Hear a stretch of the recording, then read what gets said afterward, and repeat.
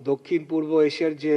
রিজনে আমরা রয়েছি এবং আমাদের ভৌগোলিক অবস্থান বিবেচনায় অবশ্যই ডাক ও টেলিযোগাযোগ খাতের বিকাশ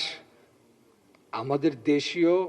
যে কোম্পানিগুলো রয়েছে তাদের বিকাশ এবং আন্তর্জাতিক যারা এখানে ইনভেস্টররা রয়েছেন তাদের পাশাপাশি আমাদের দেশীয় ইন্ডাস্ট্রি কিভাবে গ্রো করতে পারে এবং আগামী দিনে আমরা কিভাবে আমাদের যে সার্ভিস আমরা যদি দেখি বাংলাদেশের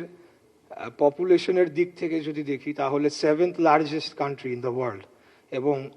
টেলিকম অপারেটর বা সাবস্ক্রাইবারের দিক থেকে আমরা 20 নম্বরে রয়েছি, অথচ আমাদের সেবার মান রয়েছে অনেক নিচের দিকে। তো সেই জিনিসগুলো বিবেচনায় এবং আমাদের মার্কেটের সাইজ বিবেচনায় আগামী দিনে এমন পলিসি নেওয়া হোক এবং আমার বিশ্বাস যে মাননীয় মন্ত্রী এবং মাননীয় উপদেষ্টা যিনি রয়েছেন ওনারা অত্যন্ত যোগ্য।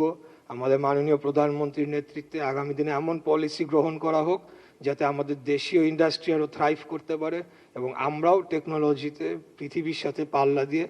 আমাদের দেশকে এগিয়ে নিয়ে যেতে পারি। সেটাই আপনাদের প্রতি শুভকামনা রইল।